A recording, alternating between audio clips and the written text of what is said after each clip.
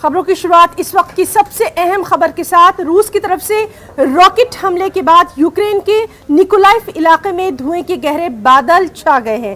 रूस की जानिब से हमले भी तेज कर दिए गए हैं। यूक्रेन के कई बड़े शहरों पर बमबारी की गई है। मकामी मीडिया रिपोर्ट्स के मुताबिक खार्किव और सूमी में धमाकों की आवाज सुनाई दे रही है। खार्किव के गवर्नर ने बताया कि रूसी हमले में खार्किव में 31 अफराद हलाक और 112 जख्मी हुए हैं। रूसी फौज ने यूक्रेन के शहर खरसून पर कब्जा कर लिया है। शहर के मेयर ने कहा कि रूसी अफवाज ने रेलवे स्टेशन और खरसून की बंदरगाह पर कब्जा कर लिया है। शहर के मरकजी चौक पर रूसी फौजियों की मौजूदगी और रात के वक्त शहर की मरकजी इमारत के करीब लड़ाई की भी तस्दीक कर दी गई है। ये शहर मॉस्को के जेर कंट्रोल क्रीमिया के करीब वाक़ है। इससे कबल क्रीमिया के रास्ते इस शहर पर हमले का खदशा भी जाहिर किया गया था। दूसरी जानिब रूसी फौज अब यूक्रेन के बड़े शहर खार्किव को भी कब्जे में लेने का मंसूबा बना रही है। यूक्रेन की फौज का कहना है कि रूसी फिजाइये के दस्ते खार्किव में उतर रहे। मकामी इंतजामिया के मुताबिक रूसी फौज ने एक अस्पताल पर बम बरसाए हैं। यूक्रेनी फौज दुश्मन का मुकाबला कर रही है। वहीं अक़वाम मुत्तहिदा का कहना है कि यूक्रेन के हमले के बाद से 1 मार्च तक कम से कम 136 अफराद हलाक हो चुके हैं, जिनमें 13 बच्चे भी शामिल हैं।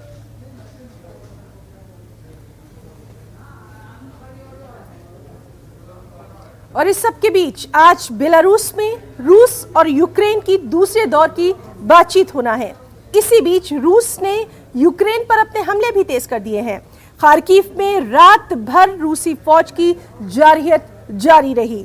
रूसी फौज रात भर यूक्रेनी फौजी ठिकानों समेत रिहायशी इलाकों पर बम बरसाती रही। देर रात रूसी अफवाज ने यूक्रेन के शहर जितोमीर में रिहायशी इलाके पर फिजाई हमला किया। यूक्रेन की रियासती इमरजेंसी सर्विस ने एक बयान में कहा कि इस हमले में 10 इमारतों को नुकसान पहुंचा, जिनमें से 3 में आग लग गई। ये शहर दारुल-हुकूमत कीव से तकरीबन 140 किलोमीटर मगरिब में है। वीडियो फुटेज में हंगामी कारकुनों की आग पर काबू पाने की कोशिशों को दिखाया गया है। इमरजेंसी सर्विस की इब्तिदाई मालूमात के मुताबिक इस हमले में 2 अफराद हलाक और 3 जख्मी हो गए हैं। मीडिया रिपोर्ट्स के मुताबिक हमले में यूक्रेन के 95 एयर असॉल्ट ब्रिगेड के अड्डे को निशाना बनाया गया था।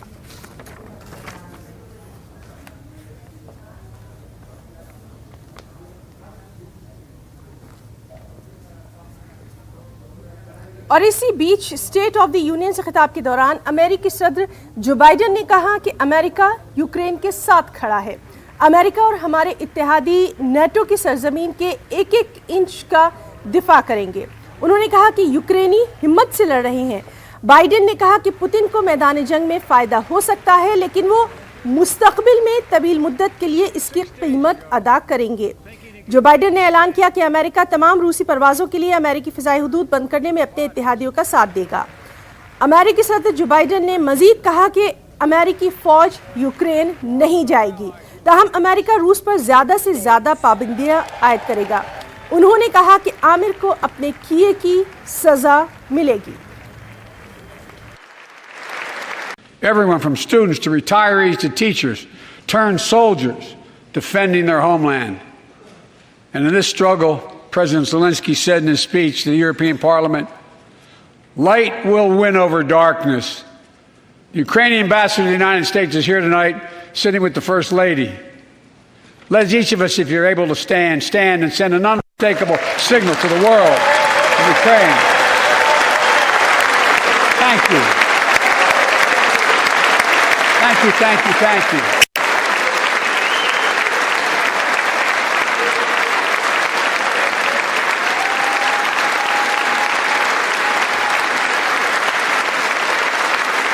She's bright, she's strong, and she's resolved.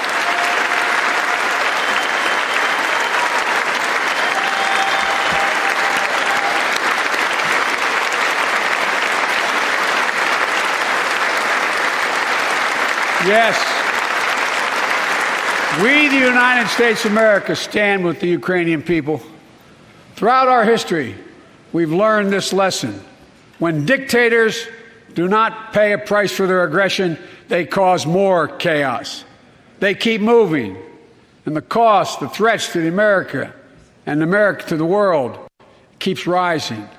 That's why the NATO alliance was created, to to secure peace and stability in Europe after World War II. The United States is a member, along with 29 other nations. It matters. American diplomacy matters. American resolve matters. Putin's latest attack on Ukraine was premeditated and totally unprovoked. He rejected repeated efforts at diplomacy. He thought the West and NATO wouldn't respond. He thought he could divide us at home, in this chamber, in this nation. He thought he could divide us in Europe as well. Ukraine में फंसे हुए हिंदुस्तानियों की वतन वापसी का operation Ganga भी लगातार जारी है। इसके तहत आज बुखारेस्ट से हिंदुस्तानी तलबा को लेकर एयर इंडिया की 2 परवाजें दिल्ली पहुंची। मरकजी वजीर गजेंद्र सिंह शेखावत ने तलबा का एयरपोर्ट पर इस्तकबाल किया। इस मौके पर तलबा के चेहरों पर वतन वापसी की खुशी साफ तौर पर देखी जा रही थी। इस मौके पर तलबा ने ऑपरेशन गंगा में तेजी लाते हुए यूक्रेन में फंसे अपने साथी तलबा को जल्द अज जल्द वतन वापस लाने का हुकूमत हिंद से मुतालबा किया। से जुड़े हुए कई जो स्टूडेंट हैं वो आप पहुंचे हैं यहाँ पर, कुछ बच्चों से भी बात करते हैं। ये बताइए कि आप लोग जिस तरह से हालात में आप लोग वहाँ पे थे, अब यहाँ पे आए हैं, क्या आपकी प्रतिक्रिया है? हालात तो बहुत ख़राब थे और हम जहाँ पे थे वो सेफ था क्योंकि हम वेस्टर्न बॉर्डर में थे, बट वो ऑलरेडी वेस्टर्न बॉर्डर में भी अभी भी इन्वेजन चालू हो सकता है, कभी भी हो सकता है और बॉर्डर में भी बहुत टेंशन है। तो मतलब ये है कि जो बच्चे वहाँ पे फंसे हुए हैं, जो मेन सिटीज़ में फंसे हुए हैं, वो उन लोगों को जल्दी निकलवाना चाहिए। वेस्टर्न साइड अभी भी थोड़ी सेफ है, अभी तक पहुंची नहीं है रशिया, बट कीव, खार्किव ये जगह पे बहुत बच्चे हैं जो ना ट्रेन ले पा रहे हैं ना बस ले पा रहे हैं, तो लोग वेस्ट साइड आ भी नहीं पा रहे हैं। तो उन लोग को कैसे भी बंकर से निकालें तो अच्छा होगा। कुछ और भी स्टूडेंट हैं, हालांकि मैं साथ में छत्तीसगढ़ के अपने कर्मचारी अधिकारी को भी मैं दिखाना चाहूँगा जो इन बच्चों को लेकर अब इनके लिए जो उचित व्यवस्थाएं हैं वो कर रहे हैं। लगातार यहाँ पे काफ़ी देर से मौजूद भी रहे। क्या नाम है आपका और छत्तीसगढ़ में कहाँ के रहने वाले? मेरा नाम टीसूकांत साहू है, मैं महासमुंद छत्तीसगढ़ से। किस तरह से आप लोग कितने हैं आप लोग छत्तीसगढ़ के टोटल? हम तो बहुत सारे हैं छत्तीसगढ़ के स्टूडेंट हमारी यूनिवर्सिटी में, कम से कम 6-7 लोग हैं, लेकिन कई लोग वहाँ फंसे हुए हैं अभी भी फंसे हैं। ऐसा है कि परिवार वाले भी अपने आंसू छुपा के रखे थे अभी तक के, पर जैसे ही उन्हें पता चला कि हम बाहर आ चुके उस जगह से, तो बिल्कुल वो उनके आंसू रुक ही नहीं रहे अब तो। और ऐसा है कि मेरे दोनों वर्किंग पेरेंट्स हैं, दोनों वेट कर रहे हैं घर पे कि कब बच्चा आए और कब हम उनसे मिलने जाएं। मैं सिर्फ यही रिक्वेस्ट करती हूँ एम्बेसी जैसे हमें यहाँ से जल्द निकालिए ऐसे वेस्टर्न पार्ट से, मैं सिर्फ यही विश करती हूँ कि उन्हें भी जल्द से जल्द निकाले, क्योंकि मैं खुद एक स्टूडेंट हूँ जो मैं कीव में जाके स्टक हो चुकी थी। बहुत मुश्किल है वहाँ पे, मैं बहुत अच्छे से समझ सकती हूँ कि कंडीशन क्या है। और आप सब देख ही रहे होंगे न्यूज़ वगैरह में, आप सबको पता चल रहा है मीडिया से कि क्या हो रहा है एक्चुअली वहाँ पे। जो उसे पता चल रहा है उससे भी कई जगह ऐसी हालात है कि हमें पता नहीं, बंकर्स पे रखा गया, एम्बेसी के पास भी बच्चे सेफ है, बट फिर भी उन्हें जल्दी निकाला जाए। यूक्रेन में फंसे तलबा के हवाले से NSUI से जुड़े तलबा ने दिल्ली में एहतजाज किया। एहतजाजी तलबा ने यूक्रेन में फंसे तलबा को जल्द से जल्द यूक्रेन से निकालने का मुतालबा किया।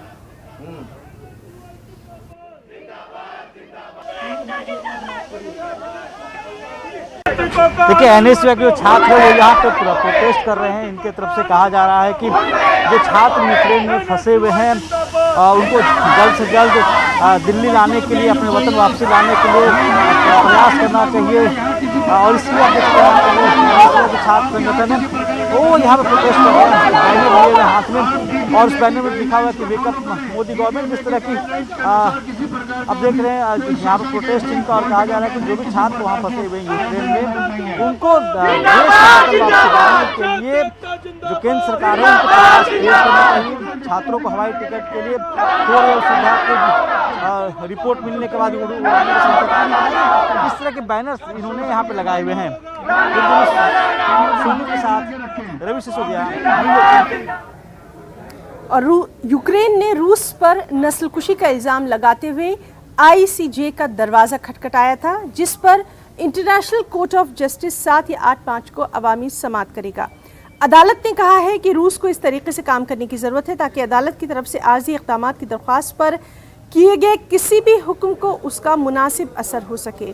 वहीं अब अमेरिका का कहना है कि रूस को यूक्रेन में अपनी फौजी सरगर्मियां रोकना होंगी।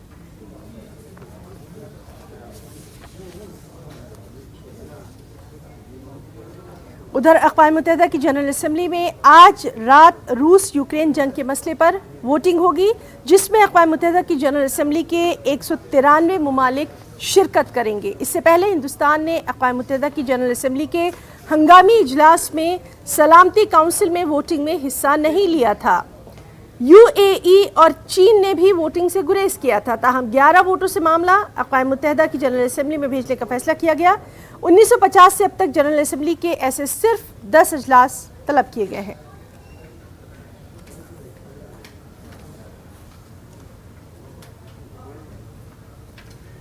रूस और यूक्रेन के दरमियान जारी जंग का आज 7वां दिन हो गया है। रूस की जानिब से लगातार हमले किए जा रहे हैं, यूक्रेन भी मुंह तोड़ जवाब दे रहा है। दोनों तरफ से काफी नुकसान हुआ है।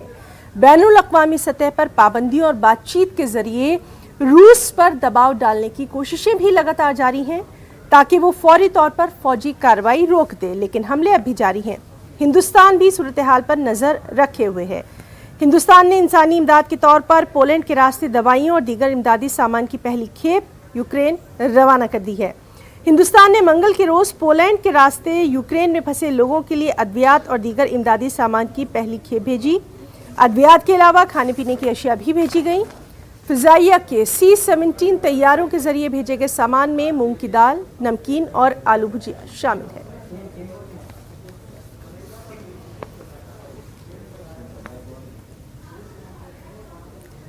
रूस और यूक्रेन के दरमियान शुरू हुई जंग के बाद यूक्रेन में रहने वाले हिंदुस्तानियों की वतन वापसी का सिलसिला लगातार जारी है। कल देर रात पानीपत की रहने वाली निशा वर्मा भी अपने घर वापस लौटी। घर पहुंचते ही उनके वालिदैन ने अपनी लाडली को गले से लगा लिया। निशा ने कहा कि उन्हें कोई दिक्कत नहीं हुई, यहाँ तक पहुँचने में हर कदम पर हुकूमत हिंद की जानिब से उन्हें मदद मिली, गाइडेंस मिली।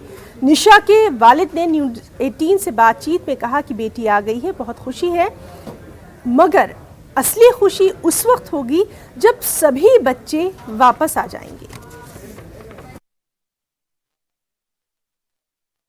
जी, हम लोग वेस्टर्न साइड पर थे पहली बार, जो कि बहुत सेफ था यूक्रेन में। उसके बाद हम लोगों को बस में बिठाया गया जिसमें आगे हिंदुस्तान का झंडा, फ्लैग वहाँ पर बस के आगे, सभी बसेस के आगे लगाया जा रहा है और हम लोग भी वैसे ही बस में उतर आए। उसके बाद फिर हम लोगों को बॉर्डर क्रॉस करना था, जिसमें हमें बहुत आसानी हुई हमारे फ्लैग के साथ, इंडियन फ्लैग के साथ। यानी गवर्नमेंट ने मदद किया? जी जी, बिल्कुल मदद की। इंडियन एम्बेसी ने भी हमारी मदद की, गवर्नमेंट ने भी मदद की। उसके बाद फिर हम लोग जोहानी बॉर्डर पर पहुँचे हंगरी में। उसके बाद वहाँ पर इंडियन एम्बेसी के लोग थे जिन्होंने हमारी बुदापेस्ट जाने में भी मदद की। तो हम लोग वहाँ बुदापेस्ट पहुँचने के बाद हम लोगों को खाना प्रोवाइड किया, हम लोगों को वहाँ पर बिल्कुल सुरक्षित रखा गया। सर, बच्ची आई है, थोड़ा संतुष्टि है, लेकिन पूरी संतुष्टि उस समय होगी जब हमारे जो सारे बच्चे हैं, जितने भी इंडिया के बच्चे हैं, वो सारे जब आएंगे तब पूरी तरह से मैं खुश होऊंगा, संतुष्ट होऊंगा। मेंटली प्रेशर था सर उस समय दिमाग पे कि बच्चों को निकालना है, और अब जब बच्चे आ गए हैं तो अब और ज़्यादा बल्कि प्रेशर हो गया है, जिस हिसाब से वहाँ रशिया और यूक्रेन में क्राइसिस बढ़ रहे हैं। वक्त है एक छोटे से ब्रेक का, चल लौटेंगे।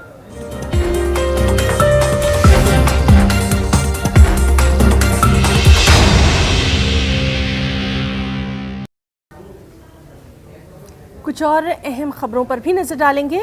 मध्य प्रदेश में लाउड स्पीकर से होने वाली अजान के खिलाफ बजरंग दल और विश्व हिंदू परिषद की तहरीक अब पूरे मध्य प्रदेश में पहुंच रही है। मसाजिद में लाउड स्पीकर से होने वाली अजान के खिलाफ इंदौर से शुरू हुई तहरीक मालवा निमाड़ होते हुए अब महाकौशल तक जा पहुंची है। जबलपुर में बजरंग दल के कारकुनान के जरिए गमापुर थाने के सामने लाउड स्पीकर से होने वाली अजान को लेकर पिछले दिनों न सिर्फ एहतजाज किया गया था, बल्कि मसाजिद के लाउड स्पीकर खुद से उतारने का इंतबाह तक देते हुए मसाजिद के दस्तावेज चेक करने का भी इंतजामिया से मुतालबा किया गया। अब जबलपुर की ईमान तंजीम के कारकुनान ने बजरंग दल और विश्व हिंदू परिषद के खिलाफ कार्रवाई का मुतालबा शुरू कर दिया है। ईमान तंजीम के कारकुनान ने जबलपुर एसपी से मुलाकात करके इस ताल्लुक से मेमोरेंडम भी पेश किया है। बजरंग दल के द्वारा गमापुर थाना अंतर्गत ज्ञापन दिया गया है कि गमापुर थाना क्षेत्र अंतर्गत 3 मस्जिदें हैं।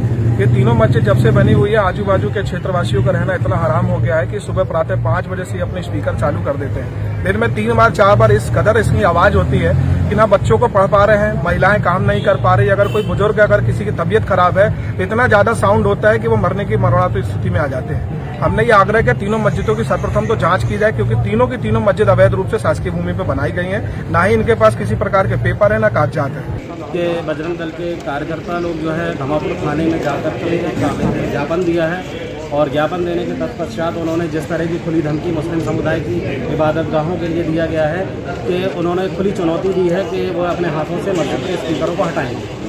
इसके लिए हम बड़ा ही खेद प्रकट करते हैं कि अभी तक शासन प्रशासन ने इस पर किसी तरह की कोई कार्रवाई नहीं की गई है। इस वजह से आज हम लोग को मजबूरन होकर के शासन को ये ज्ञापन देना पड़ रहा है कि इस पर कार्रवाई की जाए। अपील है शासन से प्रशासन से कि इस पर जो है कार्रवाई करे और उन पर जो लोग दोषी जिस तरह की उन्होंने खुली धमकी थाना परिषद के द्वारा अवैध मस्जिदों की जांच हेतु अभी ज्ञापन दिया गया है। इसमें थाना घमापुर क्षेत्र अंतर्गत जो 3 मस्जिद हैं उसमें अवैध गतिविधियों से संबंधित ध्वनि विस्तारक यंत्रों का समय सीमा के बाहर और अत्यधिक मात्रा में तेज ध्वनि से बजाए जाने की शिकायत प्रस्तुत की गई है। इसको डीआई साहब के सामने जांच करवा। सीधे रुख करेंगे भोपाल का। हमारे साथ मौजूद हैं हमारे साथी मेहताब आलम। मेहताब, आपसे जानना चाहेंगे बजरंग दल की तरफ से क्या कुछ कहा गया, ईमान तंजीम की तरफ से क्या कुछ कहा जा रहा है, दोनों जानिब से क्या कुछ यहाँ पर अभी तक सामने आया है ना। ये मामला हम बता दें कि जनवरी में तहरीक शुरू की गई थी इंदौर मालवा से, उसके बाद ये तहरीक निमाड़ पहुंची, अब जो है महाकौशल के तारीखी शहर जबलपुर में पहुंच गई है और 2 चीज़ों का मुतालबा है। एक मुतालबा विश्व हिंदू परिषद और बजरंग दल के दर्जा किया गया है कि जो मस्जिदें हैं उसके लाउड स्पीकर को हटाया जाए। दूसरा ये कि उनका कहना है कि मस्जिद में नमाज की आड़ में वहाँ पे शरपसंद नासिर रहते हैं, उनकी जाँच की जाए और उसके साथ साथ मसाजिद के जो दस्तावेज हैं उनकी जाँच करने की मांग की गई है। वहीं पर ईमान तंजीम की बात करें तो फिर पूरे मध्य प्रदेश की बात करें तो पिछले 2 महीनों से तहरीक जो है हिंदू तंजीमों के जरिए जारी, लेकिन पहली बार मुस्लिम तंजीमों ने इस मामले में अपने रद्द-ए-अमल के दायर करते हुए सामने आया और वहाँ के एसपी को मेमोरेंडम देते हुए उनको खिलाफ कार्रवाई करने का मुतालबा किया। इनका कहना है ईमान तंजीम का कि अगर वहाँ पर किसी भी मस्जिद में कहीं पर अगर कोई मामला है तो इंतजामिया के लिए जांच की जानी चाहिए। किसी तंजीम के जरिए, नाम नहाद तंजीम के जरिए इस तरह का मुतालबा करना और साफ तौर पर कहना कि मस्जिद के लाउड स्पीकर को उतारेंगे, उनके खिलाफ सख्त कार्रवाई का मुतालबा किया गया। जिस तरह से देखिए कि मस्जिद में लाउड स्पीकर के इस्तेमाल को लेकर जो बात शुरू हुई थी, सौती आलूदगी की जो बात शुरू हुई थी, अब उसमें दूसरा रुख अख्तियार किया। इंतजामिया का कहना है कि दोनों तरफ से मेमोरेंडम मिल गया, इसकी जांच की जा रही है और जो भी कानून के मुताबिक होगा उसको लेकर कार्रवाई की जाएगी, है ना। जी बिल्कुल मेहताब, बहुत बहुत शुक्रिया आपका तमाम तर तफसीलात के लिए। मुंबई क्रूज ड्रग्स मामले को लेकर अफवाहों का बाजार गर्म है। इस बीच एसआईटी की वजाहत आई है। एसआईटी के चीफ का कहना है कि आर्यन खान के पास कोई मंशियात नहीं थी, ये कबल अज वक्त होगा। वाज़ेह है कि इससे पहले खबर आई थी कि अदाकार शाहरुख खान के बेटे आर्यन खान के खिलाफ क्रूज ड्रग्स मामले में कोई ऐसा सबूत नहीं मिला जिससे ये साबित हो कि वो किसी बड़ी साजिश या बैनुल अक़वामी मंशियात की स्मगलिंग सिंडिकेट का हिस्सा था।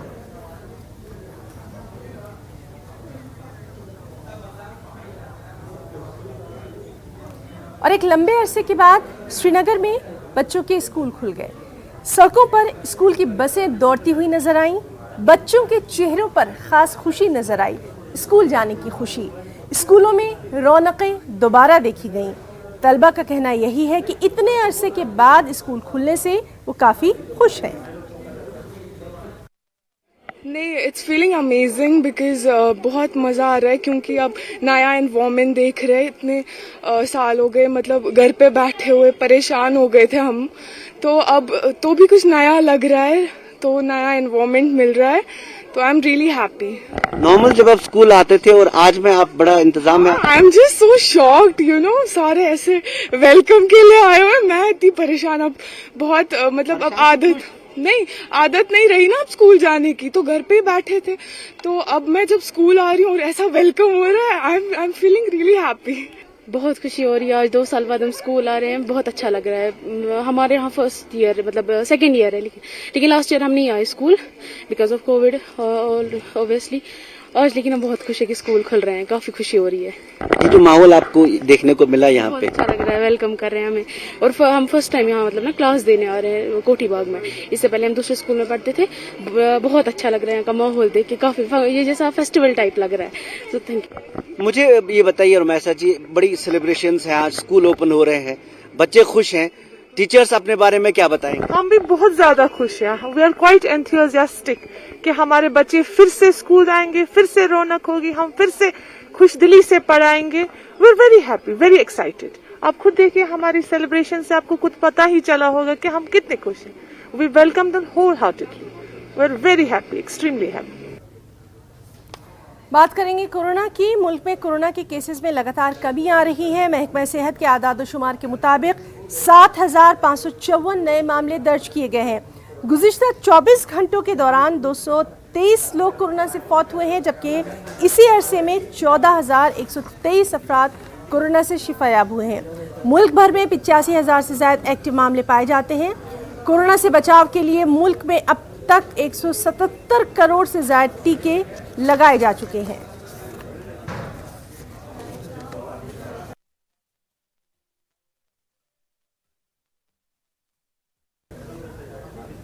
सख्त मेहनत और अज़्म तकरीबन कुछ भी मुमकिन बना सकता है। न्यूज़ 18 की पहल बायजूस के यंग जीनियस सीज़न 2 में हम बहुत से ऐसे बच्चों से मिले जिन्होंने अपने अज़्म के साथ वो काम किए जो उनकी उम्र में तकरीबन नामुमकिन सा लगता है। ये हमने बायजूस के यंग जीनियस सीज़न 2 के इस हफ्ते के एपिसोड में देखा। आइए देखते हैं इसकी कुछ झलकियाँ। And welcome to Byju's Young Genius Season 2. Byju's Young Genius, news 18 की एक पहल इंडिया को इंडिया के यंग जीनियसेस से मिलवाने की। The world turns to our sun to power our future. I'm Vinisha Umashankar. I'm 15 years old. I'm the innovator of the solar ironing cart. Please welcome the former coach of the Indian men's cricket team, ace commentator and a man who I have great respect for, Ravi Shastri.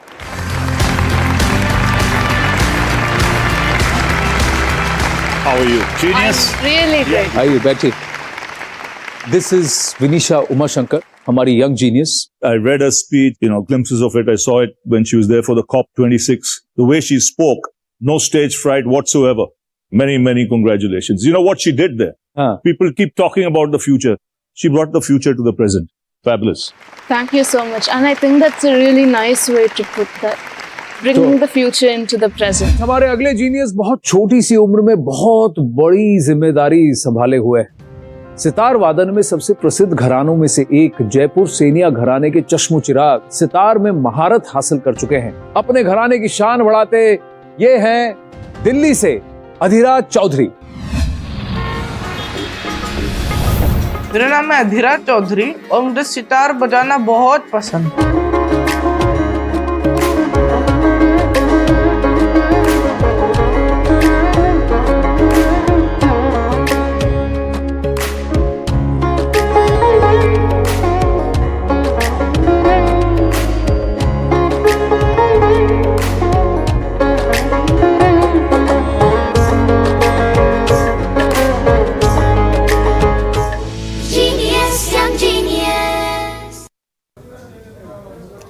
तो आज के news room live में फिलहाल इतना ही। हमारी पूरी team को दें इजाज़त। आदाब।